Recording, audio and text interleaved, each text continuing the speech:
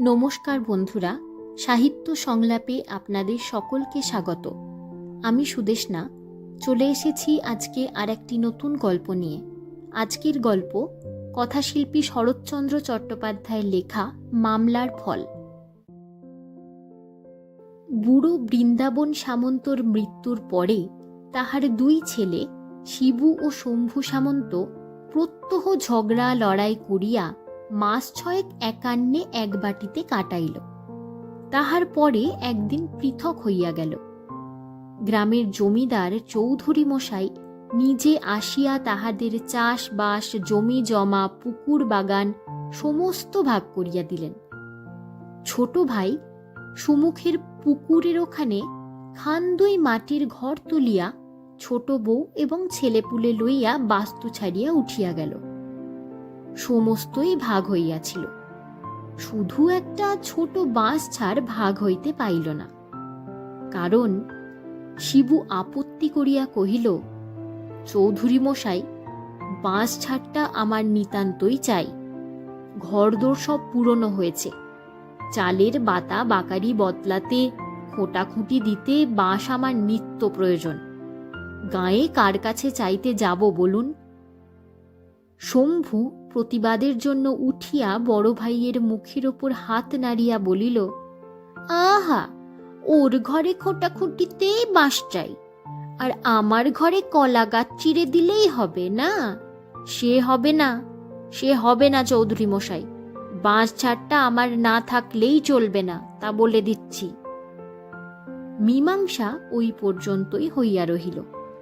সুতরাং এই সম্পত্তিটা রহিল দুই শরিকের। তাহার ফল হইল এই যে, শম্ভু একটা কঞ্চিতে হাত দিতে আসিলেও শিবু দা লইয়া তাড়িয়া আসে, এবং শিবু স্ত্রী বাঁশঝাড়ের তলা দিয়া হাঁটিলেও শম্ভু লাঠি লইয়া মারিতে দৌড়ায়। সেদিন সকালে এই বাঁশঝাড় উপলক্ষ করিয়ায় উভয় পরিবারে তুমুল দাঙ্গা হইয়া গেল।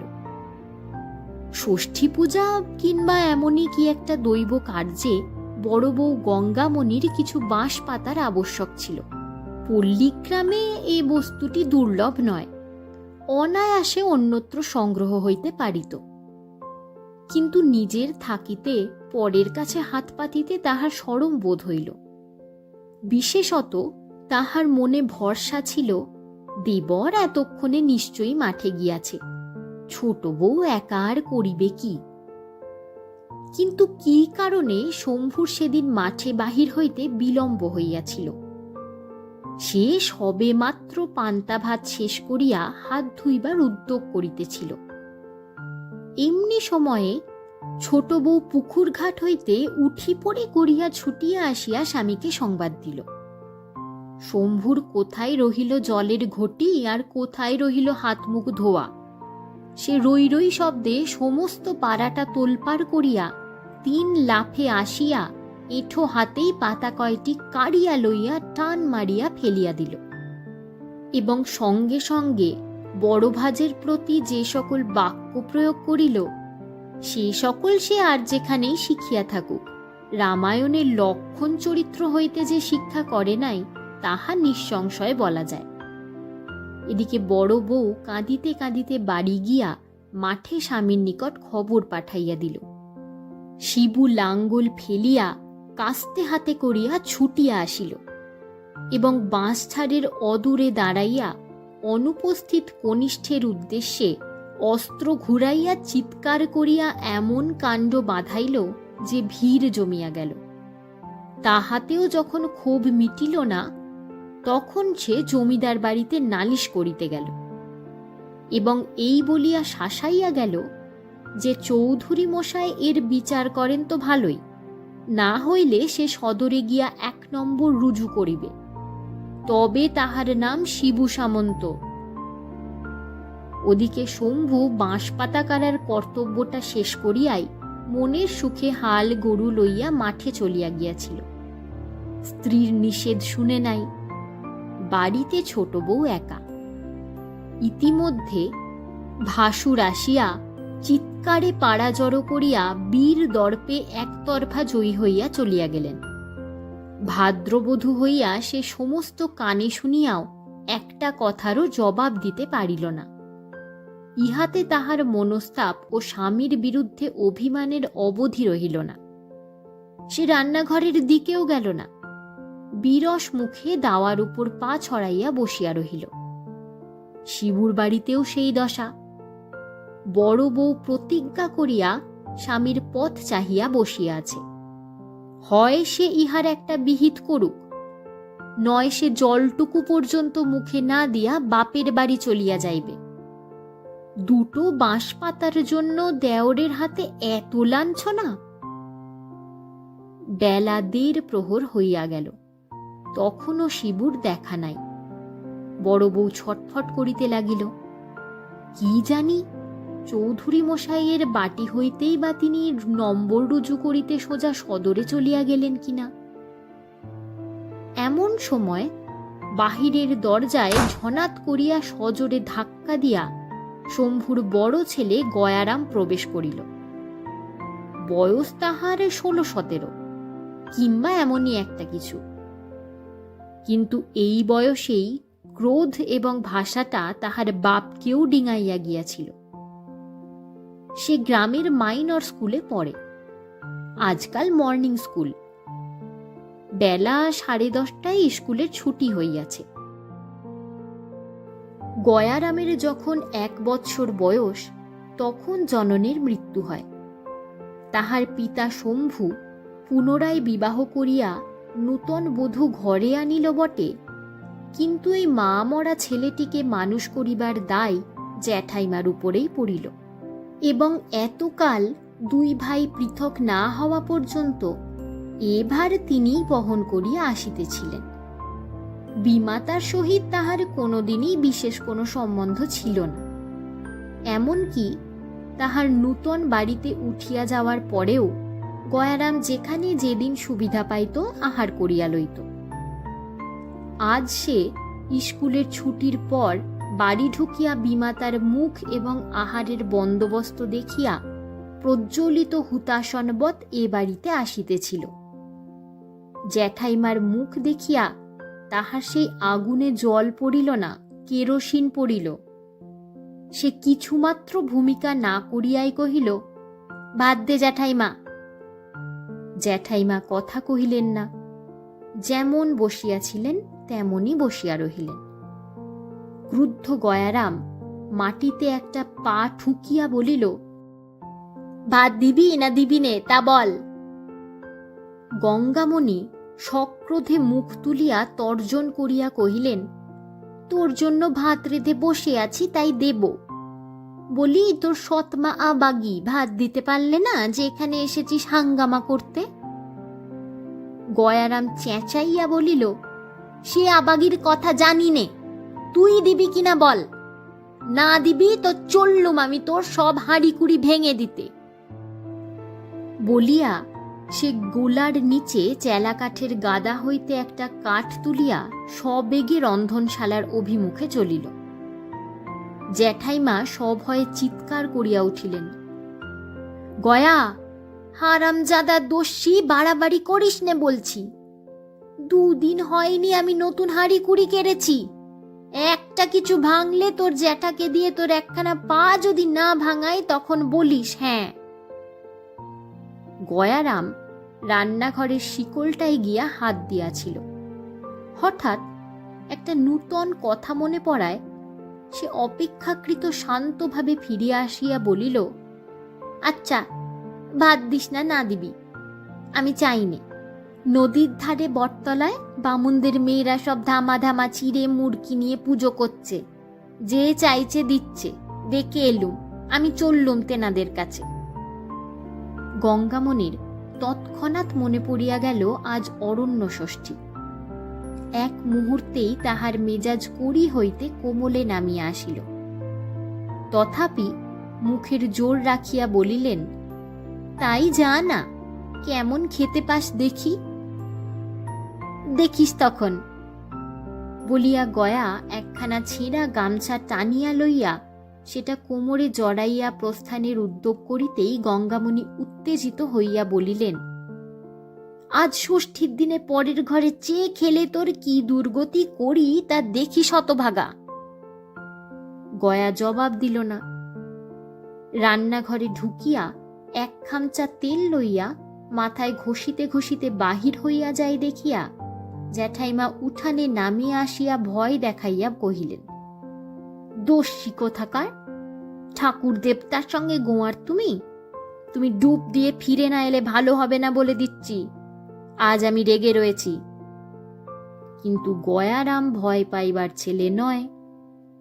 সে শুধু দাঁত বাহির করিয়া জ্যাঠাইমাকে বৃদ্ধাঙ্গুষ্ঠ প্রদর্শন করিয়া ছুটিয়া চলিয়া গেল।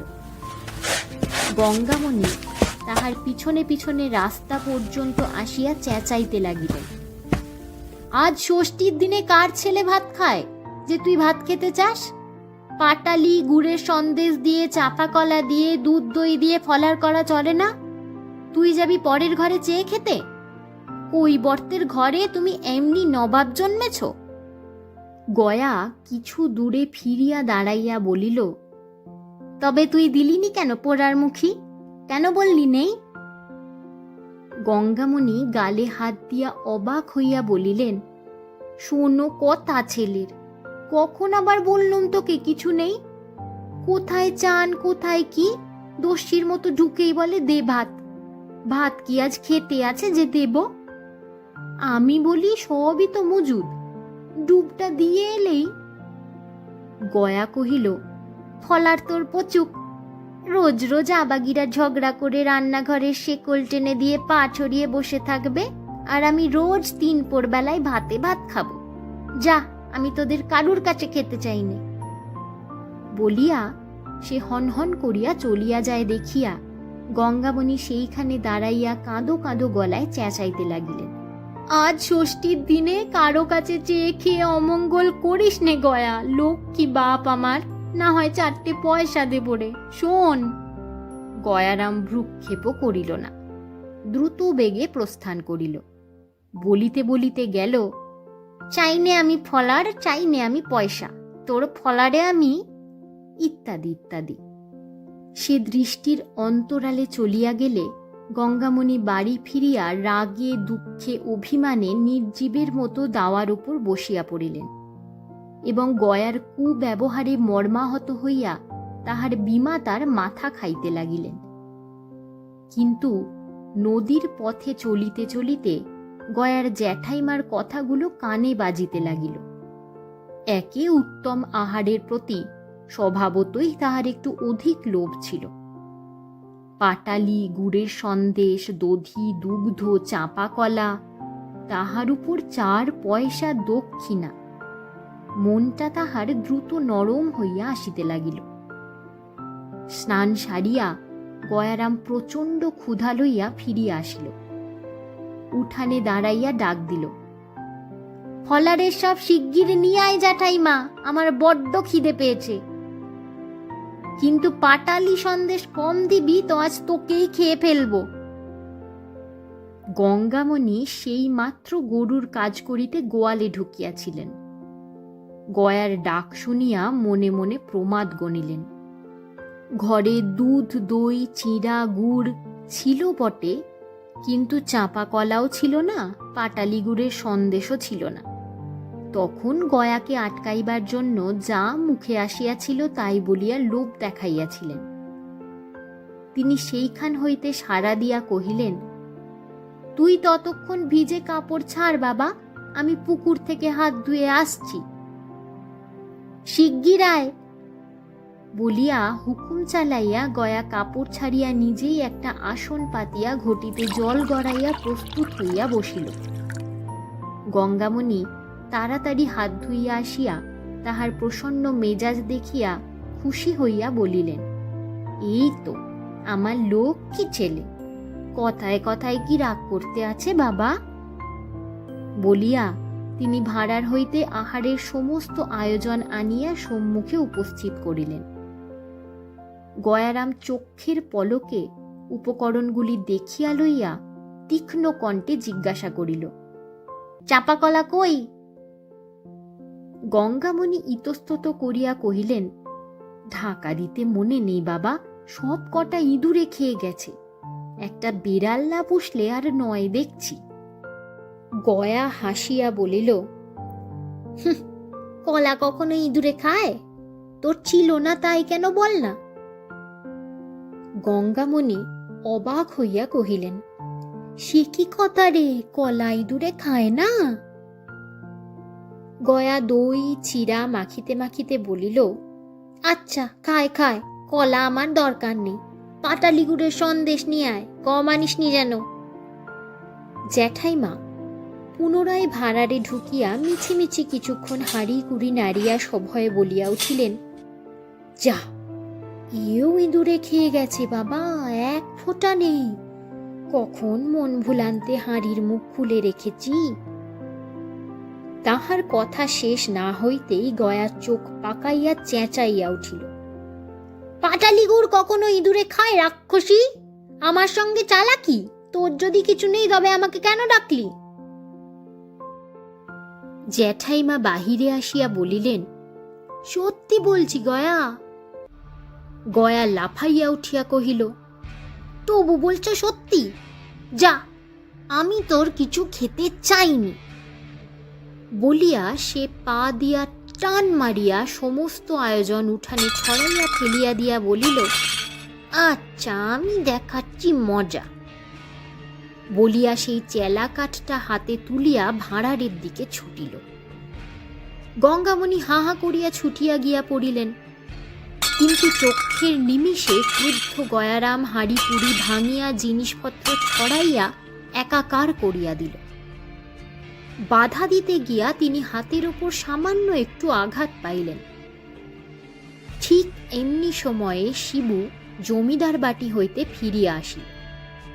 হাঙ্গামা শুনিয়া চিৎকার শব্দের কারণ জিজ্ঞাসা করিতেই গঙ্গামণি স্বামীর সাড়া পাইয়া কাঁদিয়া উঠিলেন এবং গয়ারাম হাতের কাঠটা ফেলিয়া দিয়া ঊর্ধ্বশ্বাসে দৌড় মারিল। শিবু ক্রুদ্ধস্বরে প্রশ্ন করিল, ব্যাপার কি? গঙ্গামণি কাঁদিয়া কহিল, গয়া আমার সর্বস্ব ভেঙে দিয়ে হাতে আমার এক ঘা বসিয়ে দিয়ে পালিয়েছে, এই দেখো ফুলে উঠেছে। বলিয়া সে স্বামীকে হাতটা দেখাইল। শিবুর পশ্চাতে তার ছোট সম্বন্ধী ছিল। হুঁশিয়ার এবং লেখাপড়া জানে বলিয়া জমিদার বাটিতে যাইবার সময় শিবু তাহাকে ওপাড়া হইতে ডাকিয়া লইয়া গিয়াছিল।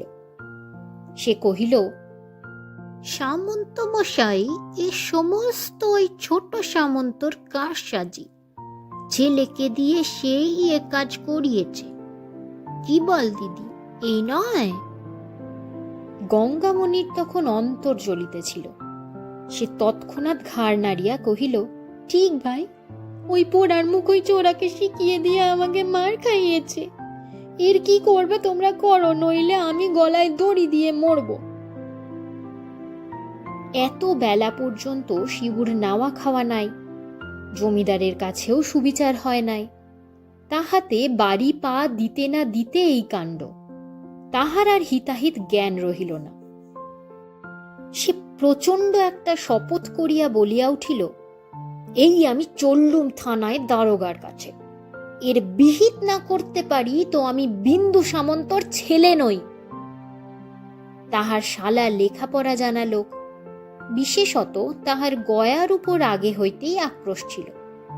সে কহিল, আইন মতে এর নাম অনধিকার প্রবেশ, লাঠি নিয়ে বাড়ি চড়াও হওয়া, জিনিসপত্র ভাঙা, মেয়ে মানুষের গায়ে হাত তোলা, এর শাস্তি 6 মাস জেল। সামন্ত মশাই, তুমি কোমর বেঁধে দাঁড়াও দেখি, আমি কেমন না বাপ বেটাকে একসঙ্গে জেলে পুড়তে পারি। শিবু আর দ্বিরুক্তি করিল না, সম্বন্ধীর হাত ধরিয়া থানার দারোগার উদ্দেশ্যে প্রস্থান করিল। গঙ্গামণির সকলের চেয়ে বেশি রাগ পড়িয়াছিল দেবর ও ছোট বধূর ওপর। সে এই লইয়া একটা হুলুস্থুলু করিবার উদ্দেশ্যে কবাটে শিকল তুলিয়া দিয়া সেই চেলা কাঠ হাতে করিয়া সোজা শম্ভুর উঠানে আসিয়া দাঁড়াইল। উচ্চ কণ্ঠে কহিল, কেমন গো ছোট কর্তা, ছেলেকে দিয়ে আমাকে মার খাওয়াবে? এখন বাপ বেটায় একসঙ্গে ফাটকে যাও। শম্ভু সেই মাত্র তাহার এ পক্ষের ছেলেটাকে লইয়া ফলার শেষ করিয়া দাঁড়াইয়াছে। বড় ভাজের মূর্তি এবং তাহার হাতের চেলা কাঠটা দেখিয়া হতবুদ্ধি হইয়া গেল। কহিল, হয়েছে কি? আমি তো কিছুই জানি নে। গঙ্গামণি মুখ বিকৃত করিয়া জবাব দিল, আর ন্যাকা সাজতে হবে না, দারোগা আসছে, তার কাছে গিয়ে বলল কিছুই জানো কি না। ছোট বউ ঘর হইতে বাহির হইয়া একটি খুঁটি ঠেস দিয়া নিঃশব্দে দাঁড়াইল। শম্ভু মনে মনে ভয় পাইয়া আছে। কাছে আসিয়া গঙ্গামণির একটা হাত চাপিয়া ধরিয়া কহিল, মাইরি বলছি বড় বৌঠান, আমি কিছুই জানিনি। কথাটা যে সত্য বড় বউ তাহা নিজেও জানিত, কিন্তু তখন উদারতার সময় নয়। সে শম্ভুর মুখের উপরেই 16 আনা দোষ চাপাইয়া সত্য মিথ্যায় জড়াইয়া গয়ারামের কীর্তি বিবৃত করিল। এই ছেলেটাকে যাহারা জানে তাহাদের পক্ষে ঘটনাটা অবিশ্বাস করা শক্ত। স্বল্প ভাষিনী ছোট বউ এতক্ষণে মুখ খুলিল। স্বামীকে কহিল, কেমন, যা বলেছিল তাই হলো কিনা? কতদিন বলিও গো, দস্যি ছোঁড়াটাকে আর ঘরে ঢুকতে দিওনি। তোমার ছোট ছেলেটাকে হোক না হোক মেরে মেরে কোনদিন খুন করে ফেলবে। তা কি রাজি হয় না? এখন কথা খাটল তো। শম্ভু অনুনয় করিয়া গঙ্গামণিকে কহিল, তোমার দিব্যি বড় বৌঠান, দাদা সত্যি নাকি থানায় গেছে? তাহার করুণ কণ্ঠস্বরে কতকটা নরম হইয়া বড় বউ জোর দিয়া বলিল, তোমার দিব্যি ঠাকুরপো গেছে, সঙ্গে আমাদের পাঁচুও গেছে। শম্ভু অত্যন্ত ভীত হইয়া উঠিল। ছোট বউ স্বামীকে লক্ষ্য করিয়া বলিতে লাগিল, নিত্যি বলি দিদি, কোথায় যে নদীর ওপর সরকারি পুল হচ্ছে, কত লোক খাটতে যাচ্ছে, সেটাই নিয়ে গিয়ে ওরে কাজে লাগিয়ে দাও। তারা চাবুক মারবে আর কাজ করাবে, পালাবার জটি নেই, 2 দিনে সোজা হয়ে যাবে। তা না, স্কুলে দিয়েছি পড়ুক, ছেলে যেন ওর উকিল মুক্তার হবে।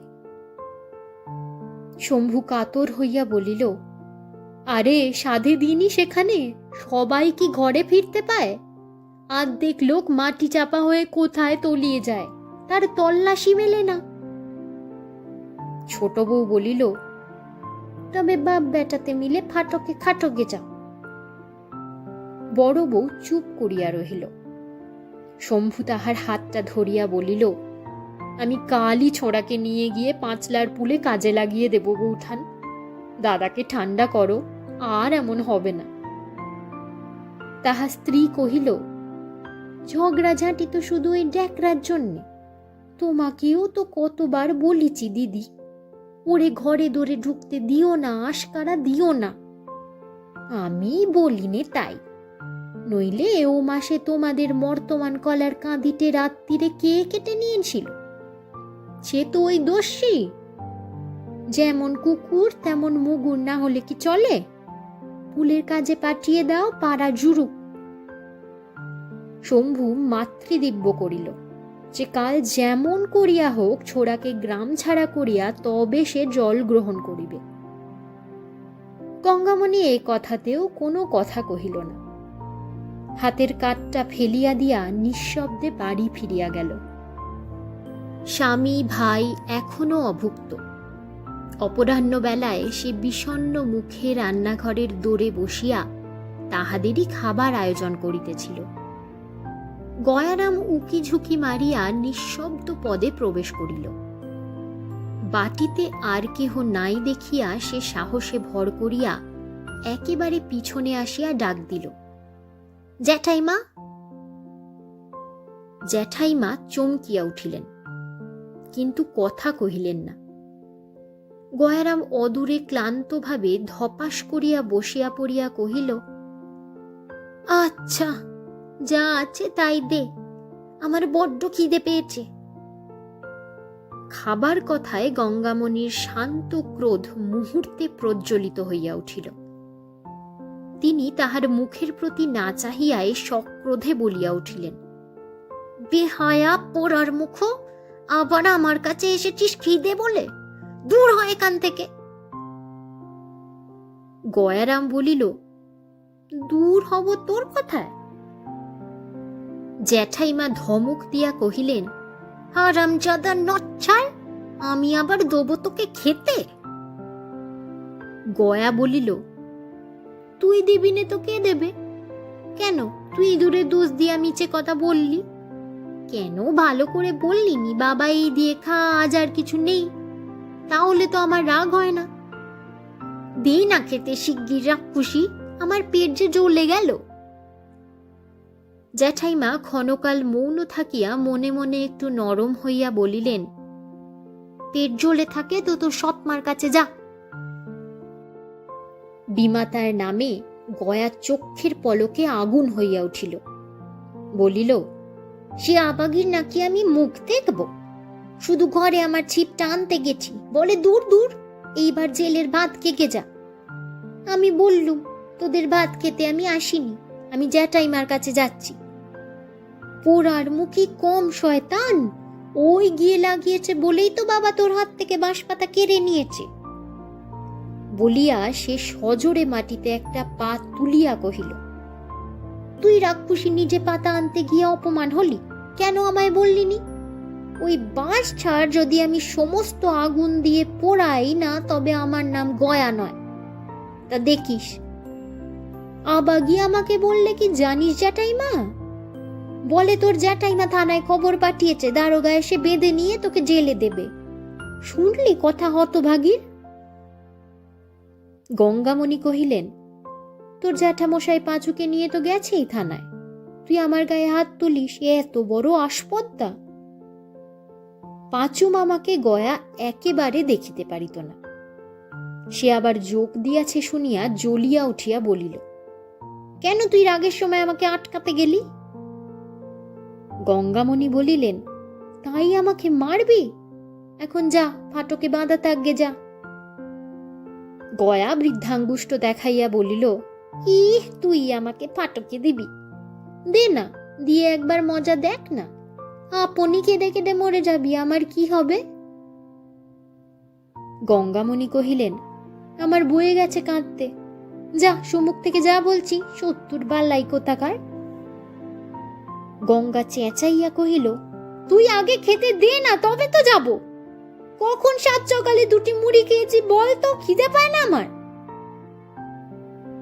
গঙ্গামণি সে একটা বলিতে যাইতেছিল, এমন সময় শিবু পাঁচুকে লইয়া থানা হইতে ফিরে আসিল এবং গয়ার প্রতি চোখ পড়িবা মাত্রই বারুদের মতো জ্বলিয়া উঠিয়া চিৎকার করিল, হারামজাদা পাজি, আবার আমার বাড়ি ঢুকেছে, বেরো বেরো বলছি, পাঁচু ধরত শুয়োরকে।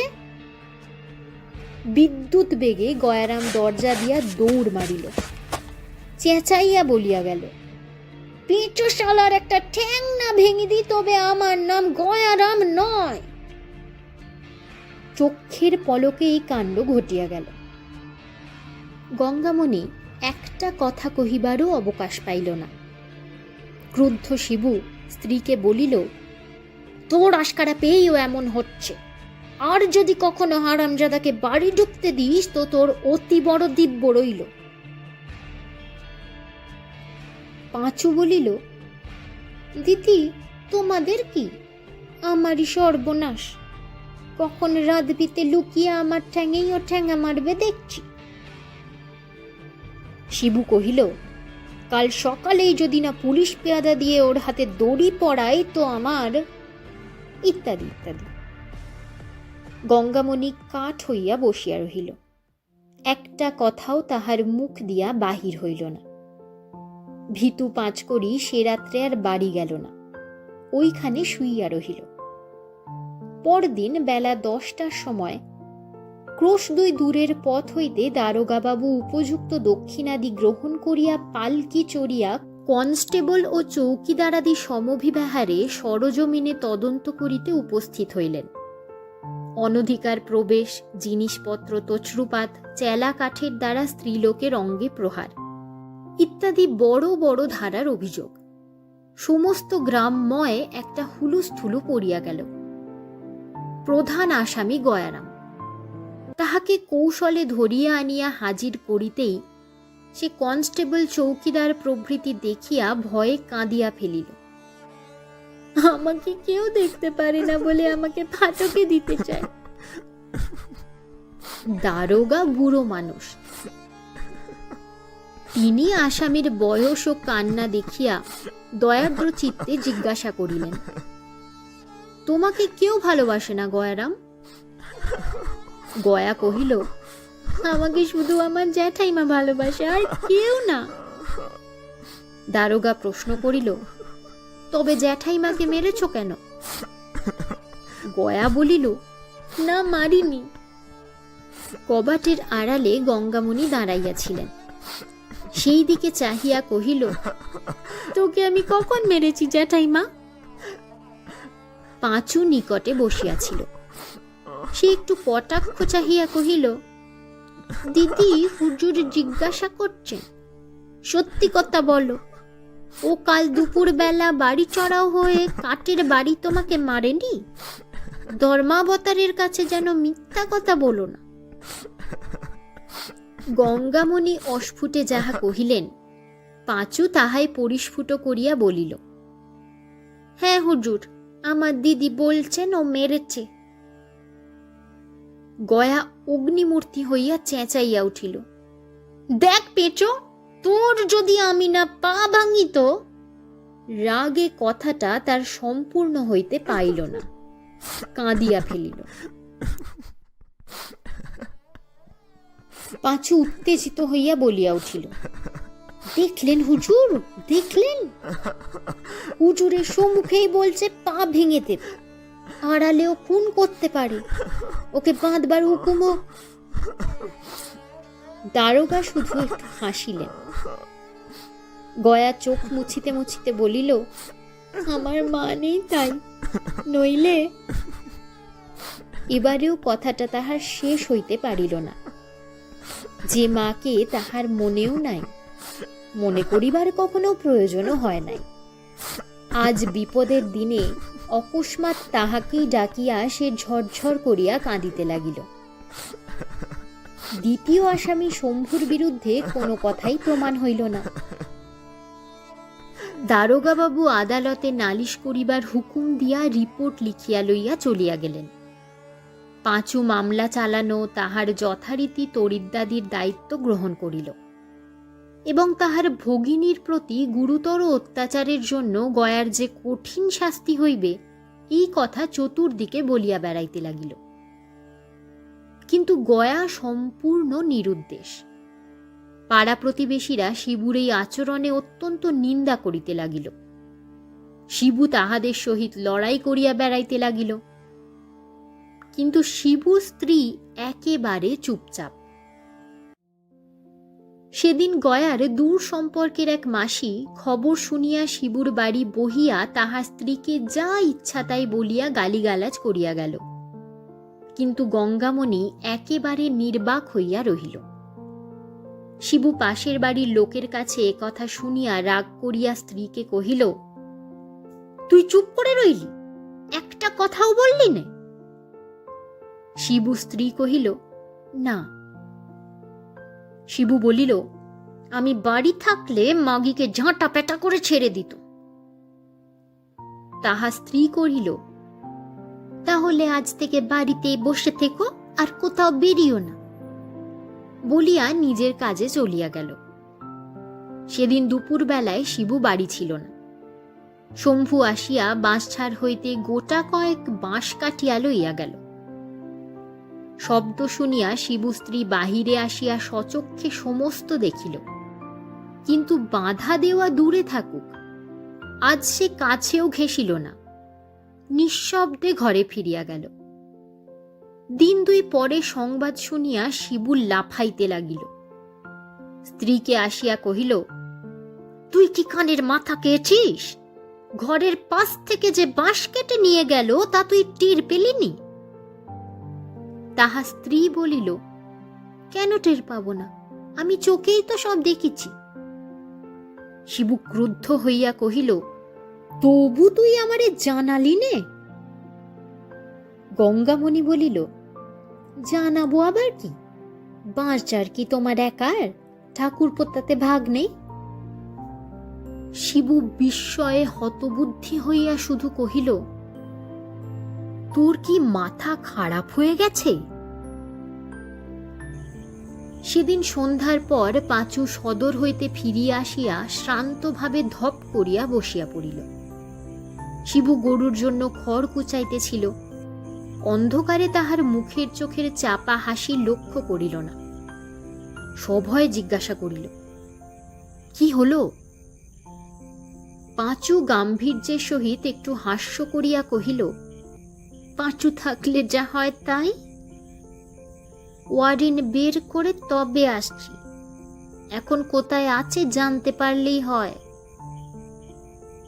শিবুর কি এক প্রকার ভয়ানক জিদ চড়িয়া গিয়াছিল। সে কহিল, যত খরচ হোক, ছোড়াকে ধরাই চাই। তাকে জেলে পুরে তবে আমার অন্য কাজ। তারপরে উভয়ের নানা পরামর্শ চলিতে লাগিল। কিন্তু রাত্রি 11টা বাজিয়া গেল। ভিতর হইতে আহারের আহ্বান আসে না দেখিয়া শিবু আশ্চর্য হইয়া রান্নাঘরে গিয়া দেখিল ঘর অন্ধকার। শোবার ঘরে ঢুকিয়া দেখিল স্ত্রী মেজের ওপর মাদুর পাতিয়া শুইয়া আছে। ক্রুদ্ধ এবং আশ্চর্য হইয়া জিজ্ঞাসা করিল, খাবার হয়ে গেছে তো আমাদের ডাকিসনি কেন? গঙ্গামণি ধীরে সুস্থে পাশ ফিরিয়া বলিল, কে রাঁধলে যে খাবার হয়ে গেছে? শিবু তর্জন করিয়া প্রশ্ন করিল, রাঁধিসনি এখনো? গঙ্গামণি কহিল, না, আমার শরীর ভালো নেই, আজ আমি পারব না। নিদারুণ ক্ষুধায় শিবুর নাড়ি জ্বলিতেছিল। সে আর সহিতে পারিল না। শায়িত স্ত্রীর পিঠের ওপর একটা লাথি মারিয়া বলিল, আজকাল রোজ অসুখ, রোজ পারব না। পারবি না তো বেরো আমার বাড়ির থেকে। গঙ্গামণি কথাও কহিল না, উঠিয়াও বসিল না। যেমন শুইয়াছিল তেমনই পড়িয়া রহিল। সে রাত্রে শালা ভগিনীপতি কাহারও খাওয়া হইল না। সকালবেলা দেখা গেল গঙ্গামণি বাটিতে নাই। এদিকে ওদিকে কিছুক্ষণ খোঁজাখুঁজির পর পাঁচু কহিল, দিদি নিশ্চয়ই আমাদের বাড়ি চলে গেছে। স্ত্রীর এই প্রকার আকস্মিক পরিবর্তনের হেতু শিবু মনে মনে বুঝিয়াছিল বলিয়া তাহার বিরক্তিও যেমন উত্তরোত্তর বাড়িতে ছিল, নালিশ মকদ্দমার প্রতি ঝোঁকও তেমনি খাটো হইয়া আসিতেছিল। সে শুধু বলিল, চুলোয় যাক, আমার খোঁজ খবর দরকার নেই। বিকেলবেলা খবর পাওয়া গেল গঙ্গামণি বাপের বাড়ি যায় নাই। পাঁচু ভরসা দিয়া কহিল, তাহলে নিশ্চয়ই পিসিমার বাড়ি চলে গেছেন। তাহাদের এক বড় লোক পিসি ক্রোশ 5-6 দূরে একটা গ্রামে বাস করিতেন। পূজা পর্ব উপলক্ষে তিনি মাঝে মাঝে গঙ্গামণিকে লইয়া যাইতেন। শিবু স্ত্রীকে অত্যন্ত ভালোবাসিত। সে মুখে বলিল বটে, যেখানে খুশি যাকগে, মরুকগে, কিন্তু ভিতরে ভিতরে অনুতপ্ত এবং উৎকণ্ঠিত হইয়া উঠিল। তবুও রাগের উপর দিন 5-6 কাটিয়া গেল। এদিকে কাজকর্ম লইয়া, গরু বাছুর লইয়া সংসার তাহার এক প্রকার অচল হইয়া উঠিল। একটা দিনও আর কাটে না এমনি হইল। 7 দিনের দিন সে আপনি গেল না বটে, কিন্তু নিজের পৌরুষ বিসর্জন দিয়া পিসির বাড়িতে গরুর গাড়ি পাঠাইয়া দিল। পরদিন শূন্য গাড়ি ফিরিয়া আসিয়া সংবাদ দিল সেখানে কেহ নাই। শিবু মাথায় হাত দিয়া বসিয়া পড়িল। সারা দিন স্নানাহার নাই। মরার মতো একটা তক্তাপোষের উপর পড়িয়াছিল। পাঁচু অত্যন্ত উত্তেজিতভাবে ঘরে ঢুকিয়া কহিল, সামন্ত মশাই, সন্ধান পাওয়া গেছে। শিবু ধরফর করিয়া উঠিয়া বসিয়া কহিল, কোথায়? কে খবর দিলে? অসুখ বিসুখ কিছু হয়নি তো? গাড়ি নিয়ে চল না, এক্ষুনি দুজনে যাই। পাঁচু বলিল, দিদির কথা নয়, গয়ার সন্ধান পাওয়া গেছে। শিবু আবার শুইয়া পড়িল, কোনো কথা কহিল না। তখন পাঁচু বহু প্রকারে বুঝাইতে লাগিল যে এ সুযোগ কোনো মতে হাতছাড়া করা উচিত নয়। দিদি তো একদিন আসবেই, কিন্তু তখন আর এ বেটাকে বাগে পাওয়া যাবে না। শিবু উদাস কণ্ঠে বলিল, এখন থাকবে পাঁচু, আগে সে ফিরে আসুক, তারপরে। পাঁচু বাধা দিয়া কহিল, তারপরে কি হবে সামন্ত মশাই? বরঞ্চ দিদি ফিরে আসতে না আসতে কাজটা শেষ করা চাই। সে এসে পড়লে হয়তো আর হবেই না। শিবু রাজি হইল, কিন্তু আপনার খালি ঘরের দিকে চাহিয়া পরের উপর প্রতিশোধ লইবার জোর আর সে কোনো মতেই নিজের মধ্যে খুঁজিয়া পাইতেছিল না। এখন পাঁচুর জোর ধার করিয়াই তাহার কাজ চলিতেছিল। পরদিন রাত্রি থাকিতেই তাহারা আদালতের পেয়াদা প্রভৃতি লইয়া বাহির হইয়া পড়িল। পথে পাঁচু জানাইল, বহু দুঃখে খবর পাওয়া গেছে শম্ভু তাহাকে পাঁচলার সরকারি পুলের কাজে নাম ভাড়াইয়া ভর্তি করিয়া দিয়াছে। সেইখানেই তাহাকে গ্রেপ্তার করিতে হইবে। শিবু বরাবর চুপ করিয়াই ছিল, তখনও চুপ করিয়া রহিল। তাহারা গ্রামে যখন প্রবেশ করিল, তখন বেলা দ্বীপ্রহর। গ্রামের এক প্রান্তে প্রকাণ্ড মাঠ, লোকজন, লোহা লক্কর, কলকারখানায় পরিপূর্ণ। সর্বত্রই ছোট ছোট ঘর বাঁধিয়া জনমজুরেরা বাস করিতেছে। অনেক জিজ্ঞাসাবাদের পর একজন কহিল, যে ছেলেটি সাহেবের বাংলা লেখাপড়ার কাজ করছে সে তো, তার ঘর ওই ওই যে, বলিয়া একখানা ক্ষুদ্র কুটির দেখাইয়া দিলে। তাহারা গুঁড়ি মারিয়া পা টিপিয়া অনেক কষ্টে তাহার পাশে আসিয়া দাঁড়াইল। ভিতরে গয়ারামের গলা শুনিতে পাওয়া গেল। পাঁচু পুলকে উচ্ছ্বসিত হইয়া পেয়াদা এবং শিবুকে লইয়া বীর দর্পে অকস্মাৎ কুটিরের উন্মুক্ত দ্বার রোধ করিয়া দাঁড়াইবা মাত্রই তাহার সমস্ত মুখ বিস্ময়ে, ক্ষোভে, নিরাশায় কালো হইয়া গেল। তাহার দিদি ভাত বাড়িয়া দিয়া একটা হাত পাখা লইয়া বাতাস করিতেছে এবং গয়ারাম ভোজনে বসিয়াছে। শিবুকে দেখিতে পাইয়া গঙ্গামণি মাথায় আঁচলটা তুলিয়া দিয়া শুধু কহিল, তোমরা একটু জিরিয়ে নিয়ে নদী থেকে নিয়ে এসো গে, আমি ততক্ষণ আর এক হাঁড়ি ভাত চড়িয়ে দিই। এতক্ষণ শুনছিলেন শরৎচন্দ্র চট্টোপাধ্যায়ের লেখা গল্প মামলার ফল। আজ এ পর্যন্তই। আমি এই চ্যানেলে বিভিন্ন কালজয়ী লেখক লেখিকাদের গল্প, উপন্যাস, কবিতা ইত্যাদি আপনাদের সামনে পাঠ করে তুলে ধরার চেষ্টা করি। যদি আমার পাঠ আপনাদের ভালো লেগে থাকে তাহলে চ্যানেলটিকে সাবস্ক্রাইব করবেন আর পাশে থাকা বেল আইকনটিতে ক্লিক করে দেবেন, যাতে আমি যখনই কোনো নতুন গল্প বা কবিতা নিয়ে আসব তার নোটিফিকেশনটি পৌঁছে যায় আপনাদের কাছে। অবশ্যই কমেন্টে আপনাদের সকলের মতামত জানাবেন।